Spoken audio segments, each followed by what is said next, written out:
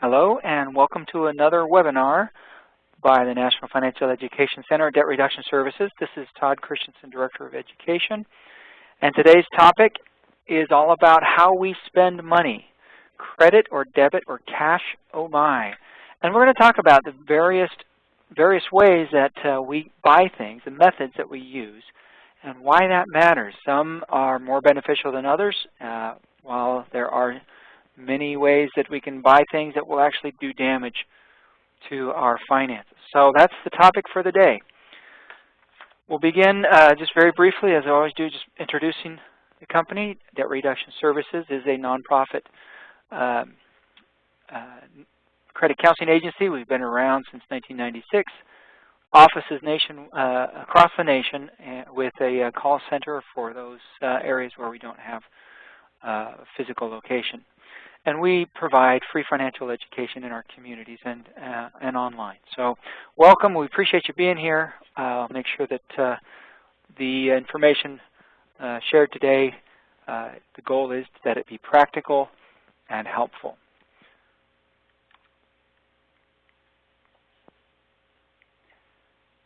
To begin, you are going to need a piece of paper or somewhere to take some notes. You're going to need to jot down 3 different passcodes if you want credit for this webinar.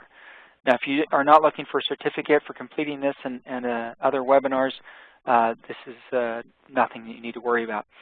However, if you do need a certificate, please write down the first passcode of the 3 that will be given throughout this presentation.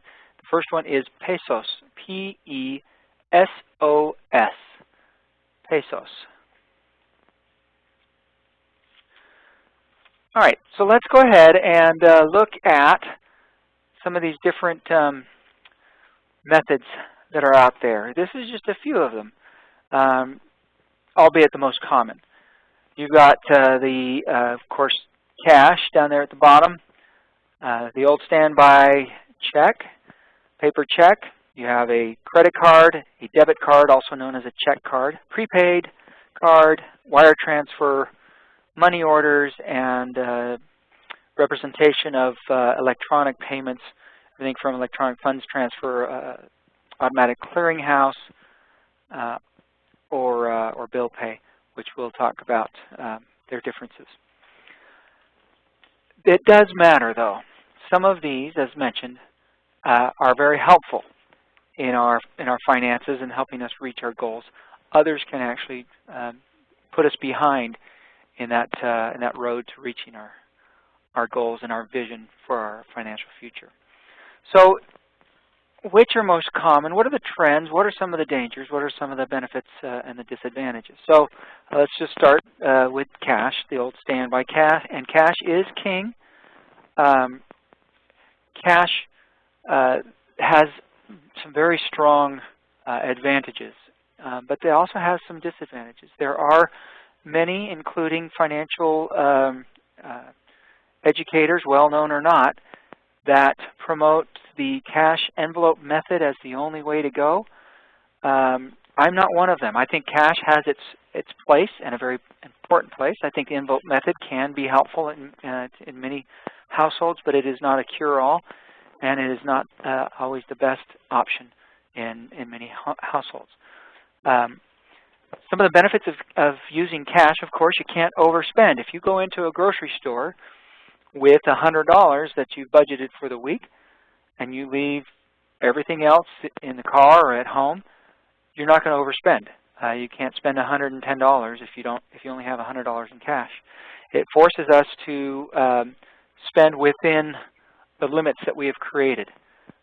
So in that way, not overspending, it is very important. So for those who struggle with overspending, definitely cash has its place. It also has no associated fees. It does not carry any interest charges, and so it's great in that way. There are many of these other methods do come with their own set of fees. Cash does not. Now that said, there are some definite disadvantages for many people. One, for everybody, there's no security in carrying cash around. You lose cash, it's gone. I think we've all done that. We've all lost a few dollars or a $20 bill or more. That just makes for a pretty lousy day, because while somebody else may find it and have a great day, unfortunately, they're not likely to turn it into the police, and we're not likely to get it back. So the insecurity of carrying cash is something to keep in mind. The other thing is, if we keep a lot of cash on hand and for long periods of time, whether at home, whether we bury it in a tin can in our backyard, that is going to actually lose its value over time. Inflation, which on average is somewhere between 3 and 4% every year. Some years, and for even multiple years, it might be very low. At other times in our country's history, they've been very high. But in general, it's in the 3.5% range, which means if I put $100 in a tin can and I bury it in the backyard, and if this year I can buy 100 lemon drops, next year if I dig that up again and I want to go buy lemon drops, I'll likely only be able to buy about 97. The year after that, 90, 94, 95, and so forth. So we lose spending power, buying power, purchasing power, when we keep a lot of cash on hand for long periods of time. Debit cards, the next one on our list. Some very strong advantages here. One, the reason why it's become so popular to use a debit card over the last number of years, it is very convenient. One quick swipe, it's even easier than counting out bills. And we get a statement that will have all the information about where our card was used. It's not a vehicle of debt, meaning that you can't overspend. You can't. It's not that you can't overspend. You can't spend more than you have in your bank. Those are two different things, and that's a lot of people get stuck on that, not realizing that you definitely can, and most people do overspend using the debit card. It's true. Unless we have an overdraft tied to our account, we can't spend more than we already have in the bank. That doesn't mean we're not overspending. Whether it's credit or debit or prepaid, any plastic, any time we swipe without having to count anything out in our head or in our hand, like cash or even a check, studies are pretty clear. We're going to spend significantly more than if we use the cash or the check. On everyday purchases, about 10 to 15% more using even a debit card. Oh, no, that's not possible, because if I don't have it, I can't spend it. I can't overspend. If it's in our checking account, we can definitely overspend. So debit cards, we do overspend. And if we're talking about using a debit card in a restaurant, it's significantly more than that, about 30 to 40% more than we would spend if we only had cash or using a check. So the convenience is great. It doesn't get us. It doesn't directly put us in debt. But if we do overspend on some purchases, especially right after payday, by the time we get to our next payday, we're going to be at zero and may have to resort to. Some people may resort to credit cards and so forth. So, but it does have other advantages. If you lose a credit card, and even if it gets used fraudulently, those purchases can be reversed. There are protections that we can get that money back if we report it within a certain period, usually 30 days, although sooner is better.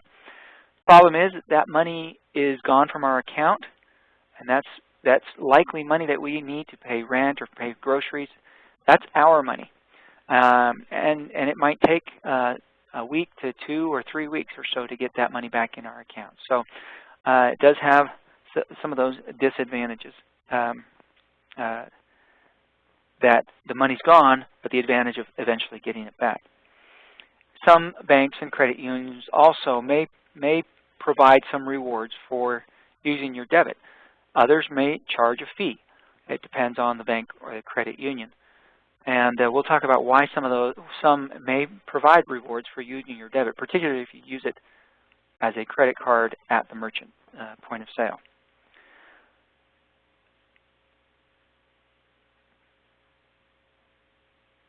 So if we could move on to the credit card, the next one in line. Again, it has some similar advantages to the debit card. One, most obvious, it's very convenient.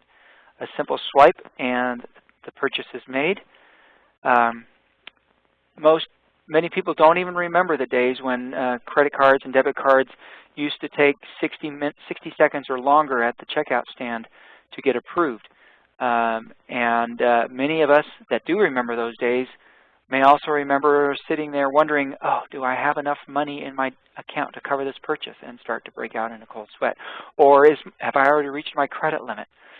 And you had up to a minute or so before you would hear back as to whether it was approved. Now it's such a simple swipe. It's great. We love that. Plus, if you lose your credit card, again, even if it's used fraudulently, you notify your bank. At most, we're responsible for $50. Most of the time, I venture to say we're not. The credit card company is not going to require anything of ours unless we've been extremely negligent with the credit card. Generally, we don't have to pay interest if we pay that credit card off in full every single month. Most credit cards have that grace period to help us avoid being charged interest. The problem is only 1 in 3 credit card holders in this country pays off their credit card debt in full every month. Roughly 2/3 are making either minimum payment or something more than minimum payment but less than the full payment. So 2/3 of credit card holders are typically paying interest on their credit cards every single month. So the same thing could be said about credit cards, that the disadvantage of overspending that could be said about debit cards. We will spend 10 to 15% more on everyday purchases using a credit card than if we just used cash or even a check. And of course, the biggest problem with credit cards is that without proper discipline, it can lead to excessive debt with balances of $5, $10, $15, $20,000 or more, and that obviously, when you're talking about 15, 20% interest, is a significant portion of many households' monthly expenses. Just paying interest for the privilege of carrying a balance on a credit card. It doesn't seem like much of a privilege when you think about it that way. Next one on the list is checks. Now, for many of the rising generation, I doubt that any of them will ever write a check in their life. Over the last few years, checks have quietly disappeared from our lives, almost completely. Now, many households still use checks for everything, and most probably write 1 or 2 checks a month, or maybe in some cases, I think in my household, we might write 1 or 2 checks a year. But most in the rising generation will never write, I would expect, would never write an actual paper check, but instead will use an electronic version of checks. But checks have their advantages and disadvantages as well. One, like cash, because we have to write out the numbers on the check, we are more cognizant of the amount of money we're spending, and so we typically spend less than if we were using plastic and just swiping a payment. So we spend less. It does have some security features. If lost or stolen and used fraudulently, we can, again, talk to our bank or credit union and let them know that our checkbook was stolen, and they can put stop payments on there or change our account number. There may be some fees associated with that, but there are some protections. But it also has some definite disadvantages. One that I hate, of course, that many have heard me speak. I hate having to pay for that box of checks, just period. Pay for pay $10, $15, $20 for a box of checks that, yeah, it's going to last me 30 years at this point, but for the most part, I just don't need enough checks to justify spending, buying 100, 200, or more paper checks. 2, it takes so much time to actually write out that check. It was only in 2004, 2005, 2006 that most fast food restaurants even started considering and implementing the acceptance of credit and debit cards in their establishments. Before that, it was either cash or check only. And so we were used to standing behind somebody writing out a check and taking that extra 60 seconds to write out that information. Now, if somebody pulls out a check in front of us in a checkout stand, boy, we get indignant. How dare they take up so much time? We're just trying to get out the door. So, you know, that might be inappropriate to think that way, but that's the reality. It takes time, and a lot of people don't like that. The reality also is that fewer and fewer establishments, restaurants, grocery stores, businesses are even accepting checks. The idea that people would bounce a check makes that establishment think twice about accepting it, because then they'll get charged a fee and they have to return that the cost of that bounced check back to that individual or to their customers generally. So there will come a time when the majority of businesses are not even going to accept checks. And of course, if you bounce a check, there will be a hefty bounced check fee from the merchant and or from your bank. If they cover it, then they'll charge you a bounced check fee. So those are some of the advantages and disadvantages of checks. Online bill pay or direct debit, two different electronic forms of payment that a lot of people get mixed up. But online bill pay, this is something that we initiate on our side, on our end. We initiate, and we do it through our bank or credit union. Typically, we go online, set up either a one-time payment or a monthly or weekly recurring payment to send a check, essentially, sometimes by mail or sometimes electronically, depending on the credit union or the bank that we work with, to whomever we want in the entire world. Most banks and credit unions will offer this service for free with some stipulations. Some of them will require that you do at least 5 or 10 a month. Others might say as long as it's not over $100 a month, or that there's a minimum or a maximum. It depends on the financial institution. Bill pay is the reason why most young people will never write checks, because they'll just get on their online account and initiate a payment to be done electronically. More likely, and I don't even have it on here because a lot of people are unfamiliar with it, but payment through our cell phones. This will be a way of connecting a financial account through our smartphones, and then using those smartphones at various establishments to make the payment, and it can happen almost immediately, almost pretty much like a debit card. So that's online bill pay. Direct debit or automated clearinghouse is a little different. That's a situation where a company, typically an organization that we owe money to, bill that we have to pay a bill to regularly, utility account, cell phone, mortgage company, etc.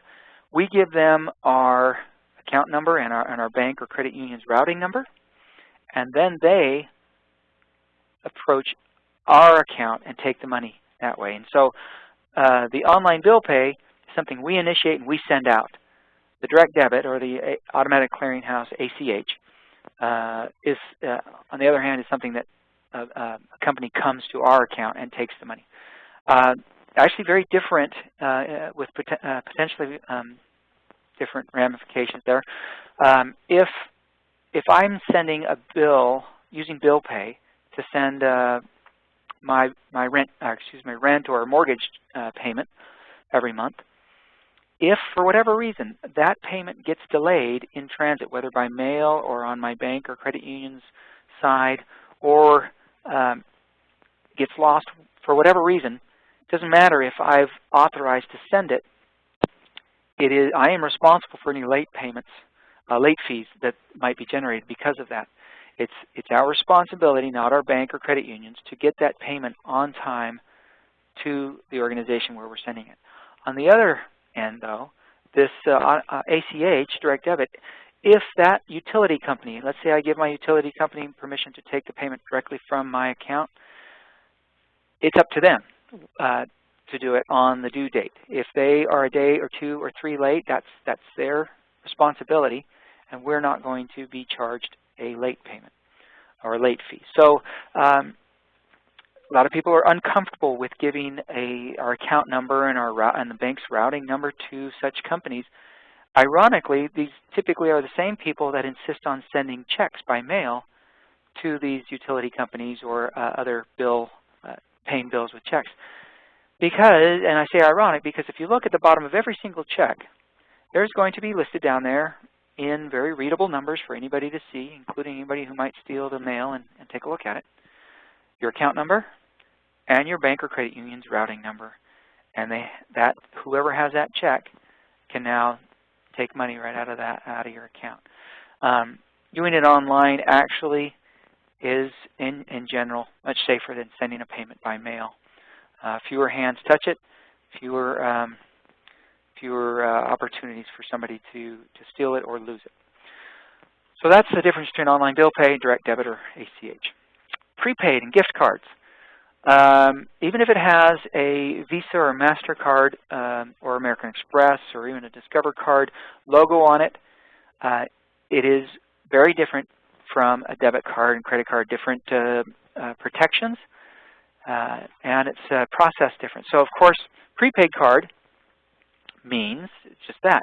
You've already put money onto that card. It's also known as a stored value card. You've loaded or charged money onto that card that can then be used later.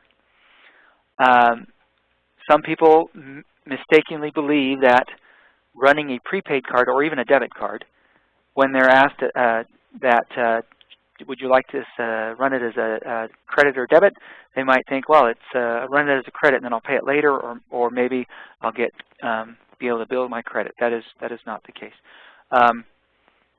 Prepaid is simply you're going to use the money that's already on that card.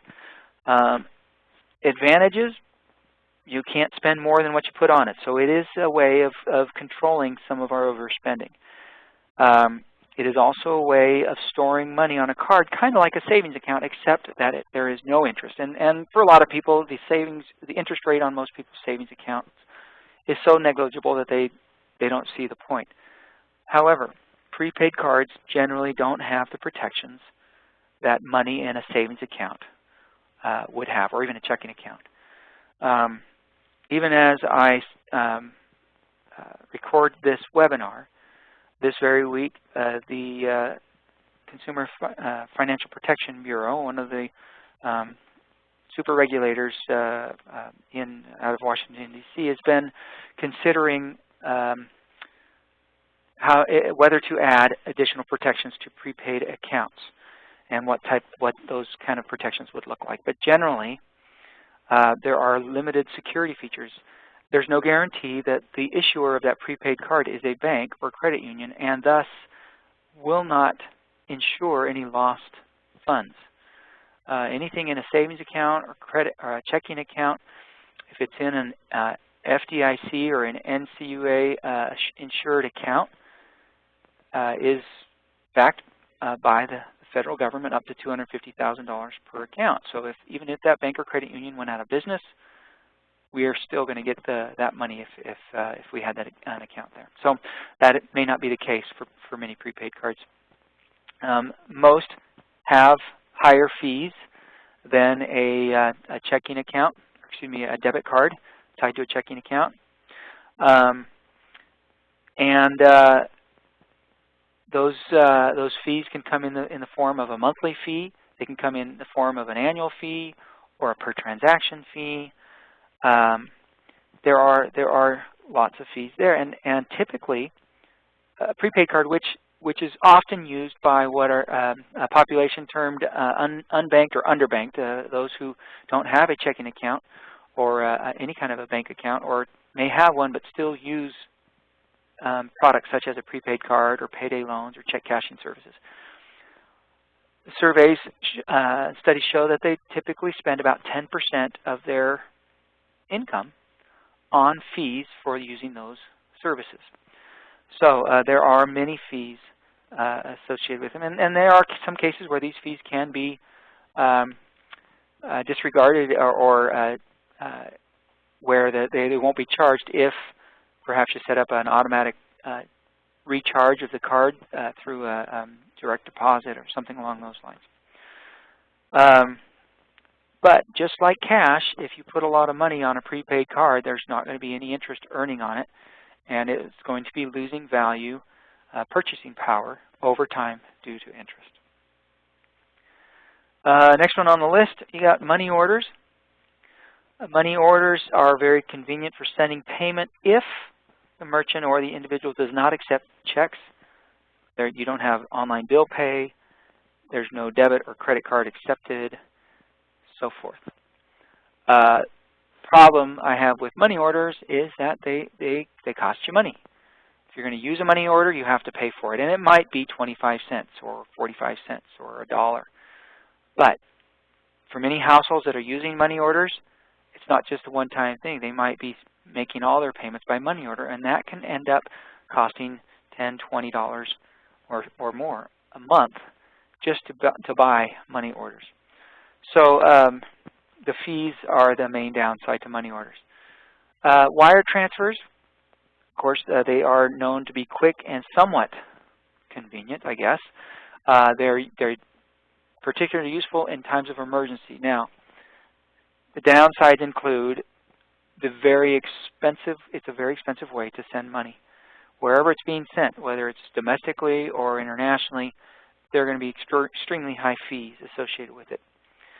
Using a prepaid card that provides multiple cards for that same account, that you can might be a good alternative, where you can put money on one card on a card, spend the other card, or have a family member in another part of the country or in another country where they can then access that money from their card is an option. Another thing to keep in mind, though, about wire transfers,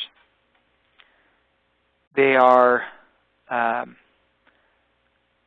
used extensively by scammers. Anytime you get an offer in the mail or by phone, most of us are aware that there are those that will call and say, hey, you've won the lottery, the Canadian lottery, or you've won some sort of lottery, and to release the funds, we just need you to wire a processing fee. Anytime someone approaches you with such an offer and says anything about a fee sent by wire, or some of the popular prepaid cards, that is a definite sign that it's a scam and fraud. So avoid anything along those lines. So those are some of the main benefits and disadvantages, advantages and disadvantages to the most common methods of payment. So let's give an example of why it matters. Again, if you go into a store because you're on your way home and you want just to stop in and get a little something for your dinner that night. Now, first of all, most of us know that the worst time to go shopping in the grocery store is when we're hungry, because we are going to overspend a great deal. The problem is most people that when they grocery shop do it on their way home from work. And it's usually 4:30, 5 o'clock, 6 o'clock when their stomachs are already growling. And so we go in to buy something, just $15 worth of food. And if we take in, now if we take in cash, that's what we're going to come out with, $15 worth of food. But if we take in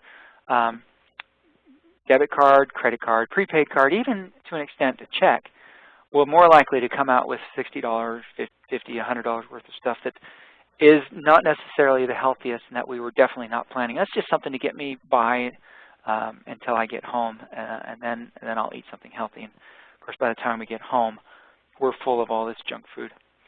Now that's an extreme case, but maybe not. That's pretty common for a lot of people.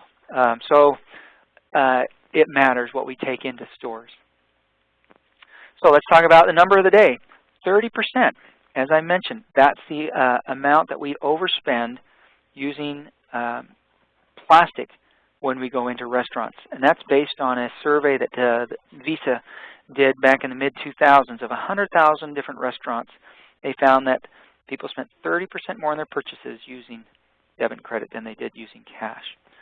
So definitely, for most households that are living paycheck to paycheck, if they were to move to a cash-only system, right off the top, right from the get-go, they would likely have 10% more a month to spend or to save, ideally.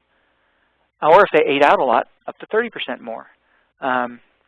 So there are some definite advantages that I agree with. Those who say cash only is the way to go, there are some definite advantages to that. Now, that begs the question, so what should I do? Is my household one that should go with the envelope system only, cash? That is a great way for not overspending, but it's definitely inconvenient. Or should I go with a debit or even credit card or electronic-based system that comes with the convenience, but typically does lead to overspending? My answer to that is a little too diplomatic for some people's purposes, but I believe in the hybrid system. Cash is great anytime there is a consumer decision involved. Going into a grocery store where we get to decide how much and what we're going to buy, that's a great time to only take cash. Going into a department store, cash is great. Using cash to pay bills, very inconvenient, and probably unnecessary in my mind. So here's what when I say hybrid, here's what I'm talking about. For expenses such as utilities, where you got a heating bill or electricity bill, maybe telephone or internet, TV, satellite, cell phone, so forth. Maybe even rent or mortgage, car payment, insurance, homeowners association fee, club dues, donations, even donations to charity. Where these are automatic, or these are regular bills happening every month or once a year, automate those bills. Put them on autopilot. You can use online bill pay. You can use the direct debit. You can give those companies a debit or a credit card because you're not going to overspend. It's not like you're going to say, "Whoa, I put electricity now on my debit card, so let's turn up the air conditioner."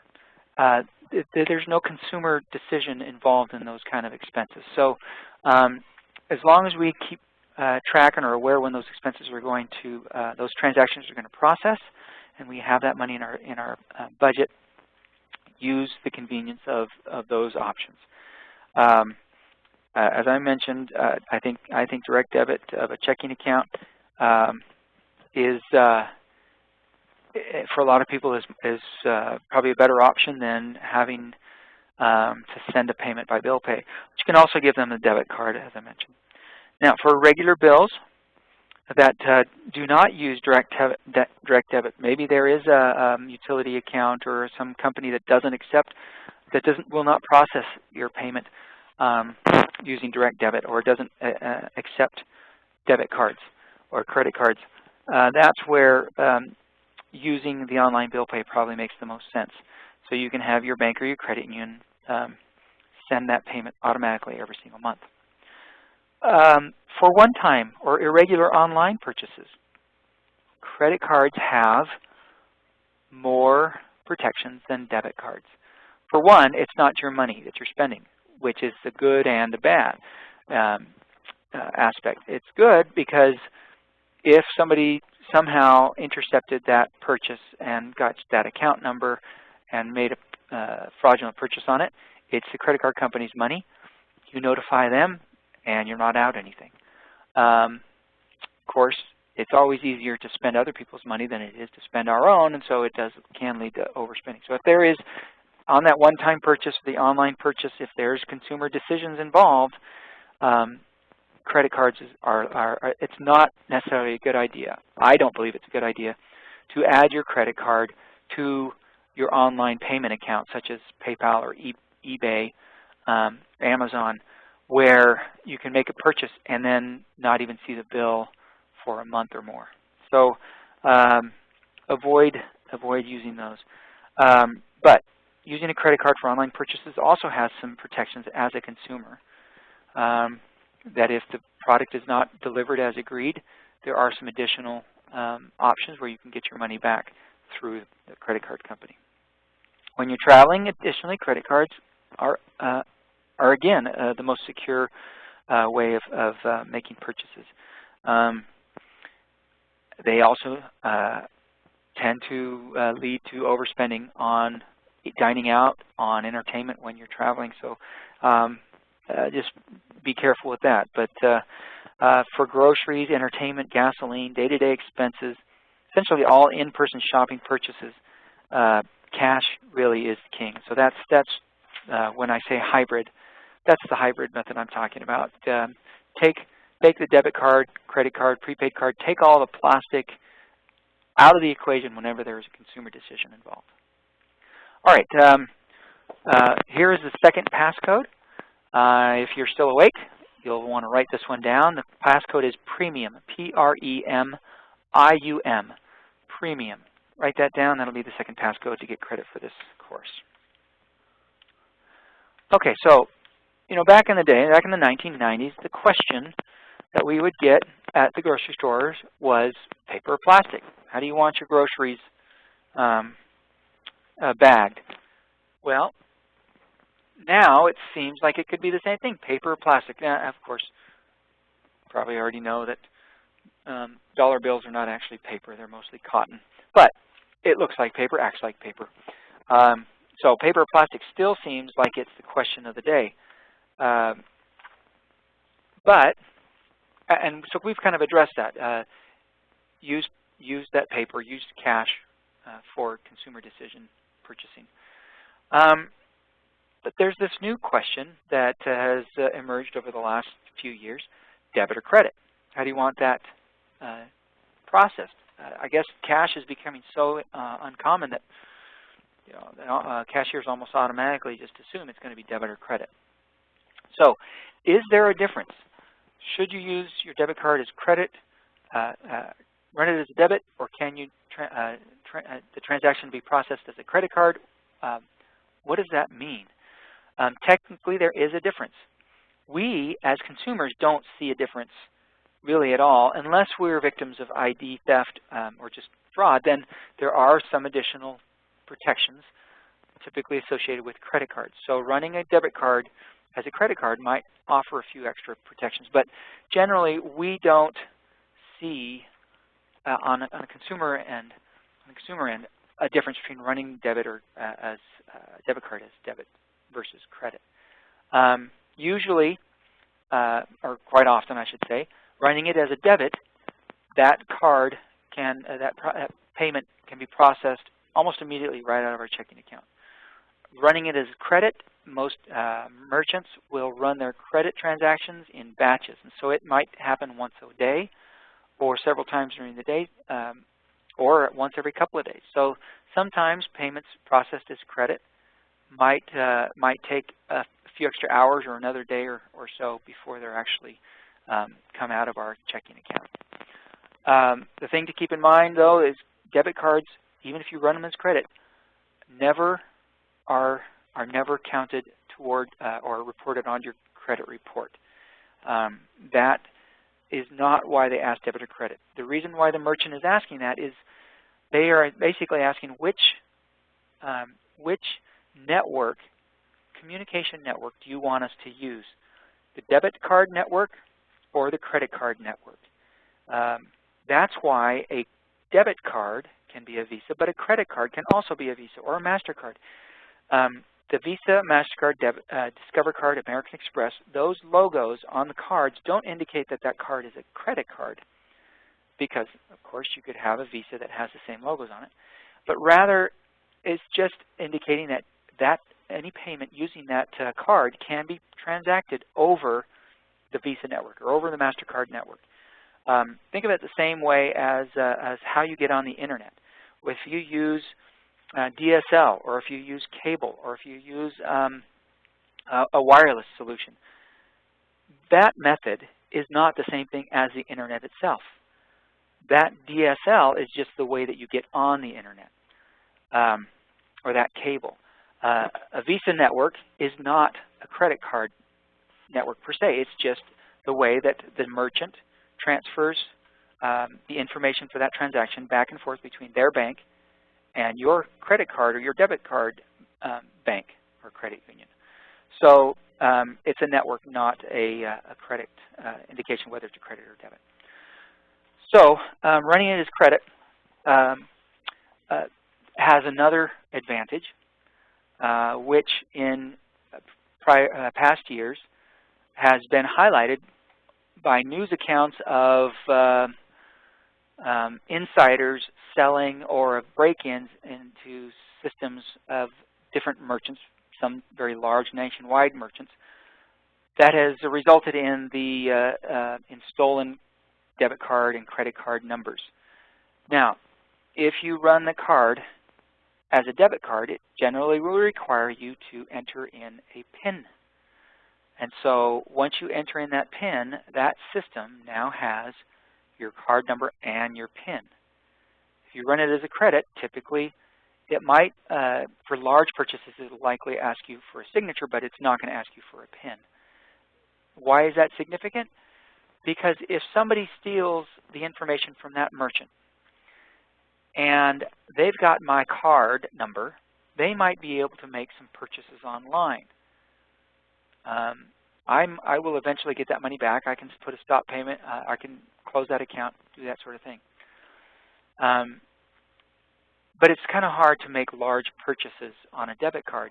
Most debit cards have daily limits on how much you can purchase. However, if I've used that debit as a debit card and they steal that card, they've also likely going to have the PIN number that is also associated with that card in that merchant system. And so now they have the ability to wipe my account completely clean. Yes, I will eventually get that money back, but there's a much higher danger of losing money if a thief has taken my card number and my PIN number. So personally, I generally will say run it as a credit. The reason why the stores don't just all run it as credit is there are different fees for running it as a debit or a credit. Banks and credit unions tend to like us to use the credit system because they have to pay fewer fees to those networks. Merchants tend to like the debit card system because that's fewer fees out of their pocket. So, you know, I usually say, look, if you like your bank or credit union and you don't care about or you're not so worried about ID theft from the merchant, use it as a credit. If you like the merchant, use your debit because it'll charge them fewer fees. But generally, personally, I go with credit just because it has some additional protections for us. Okay, and this is just kind of listing some of those benefits is running it as credit versus debit. There is no impact difference in the effect that it has on our account. There's no additional fees for us. There are merchant fees and bank fees that are involved, and that's why merchants and banks care about it. But really, on our end, it's no different. Of course, if you're getting cash back, you have to use a debit card. You highly recommend that you never get cash back on credit cards unless it's a complete emergency, because getting cash back on a credit card means it's going to be high generally a pretty high fee and or at least high interest rate, and it starts immediately. There's no grace period on cashback fees. There is no credit reporting of debit cards, even if it's run as a credit. There might be a difference in the purchase limits if you use it as credit versus a debit. You might be able to make larger purchases. I usually suggest that if you're going to make a major purchase, if you're going to use your debit card to make, let's say you go to a furniture store, you need to get a fridge or maybe a new bedroom set, that you contact your bank or your credit union and ask them if there's going to be any issue with you making a purchase on that debit card, and they may give you some ideas as to what to do with that. And then some banks and credit unions actually offer rewards for using your debit card as a credit, using the credit network, because they're going to charge, they're going to have to pay fewer fees, and so there's a benefit to them as well, advantage to them as well. So third and final passcode is payroll, P-A-Y-R-O-L-L, P-A-Y-R-O-L-L, payroll. Okay, so taking the excitement out of our monthly bills. I tell people in my classes, and if I'm meeting with them one-on-one, look, excitement should be something reserved for movies and books, life in general, but not for our finances. If we aren't sure how our bill is going to get paid at the end of the month, that might be pretty exciting, but it's really not the way to deal with our money. So we want to do whatever we can to take the excitement out of paying our bills. So if you're watching this this webinar, go back, if you haven't done so already, at some point you're going to go back to where you accessed this webinar, and there should be a link also to a workbook that corresponds to this webinar. Download that, and then there's inside there, that workbook, there will be a form to help you plan how to begin automating your finances. For some people, you can do it all at once to transfer everything into automatic bill pay or give out debit cards to different merchants and so forth, or to set up a direct debit. For others, it might be, especially if things are tight and they're used to using credit cards for everything, you might have to do one account at a time per month. Maybe move over this month just the heating bill to automatic payment. The next month, move over the cell phone bill. The month after that, move the mortgage. It might be a slow process. But there is a way on that form, in that workbook, go to the personalizing your payment strategy and get some ideas on how you can begin transferring your monthly payments onto an automated system where it's not that you don't have to think about it. We should always stay involved in our finances. But it just happens, and we don't have to make the decision. We want to think about it. We just shouldn't have to decide when it's going to be paid every single month. So take advantage of that in the workbook. The workbook is that information is free, and then take the quiz if you want credit for it. So there's one other item in that workbook. It's a payment conversion personal agreement. I do believe that if we actually sign our name to something, now if we share it, even more so, but even if we don't share it, we're more likely to actually follow that agreement. And so go into that handout and print off that agreement, sign it, date it, understand what you're agreeing to, and then post it. Share it if you want to really ensure that you do it. Share that with somebody and ask them to follow up with you every couple of weeks or every month or so. And you're going to be 30% more likely, some of the studies show, to actually achieve your goal in signing that agreement. So at this point, what's the next step? Well, you can go on and complete any of the other Everyday Money workshops and webinars that we have. Return to the site where you found this webinar, and there should be several others listed there. Download the handouts that you have. Make sure you take advantage of those free handouts. and take advantage of taking the quiz. So if you need to, you can get credit for spending your time with me today, because I know that this is exactly where you have wanted to be and been looking forward to this. And I say that with a smile, knowing that this is not necessarily everybody's favorite topic, talking about money. But I hope that it has been something that you can use, that will be beneficial to you, and it can make a positive change in your personal finances, so that in the end, you're not just spending less money, but you're spending more money on what's important to you. And if you haven't taken the class already, look at our establishing a financial vision class, so that you can identify what's most important. That's really the first step in all of our financial webinars, is making sure you know what is most important to you, because all of these webinars are created so that you get out of life what is most important. It's not about the money. It's about the day-to-day life. So I thank you for joining me today. This concludes this webinar, Credit or Debit or Cash, oh my. I do hope you have a wonderful day. I wish you all the best. Please do feel free to contact us through our website. You can go to debtreductionservices.org and use our Contact Us. You can also email me and my team and me at education@debtreductionservices.org. So you can send it to education@debtreductionservices.org. Any questions that you have, or if you would like to share some of your successful experiences on changes that you've made and progress you've made. Otherwise, thank you all for being here. I wish you all the best and hope you have a wonderful day.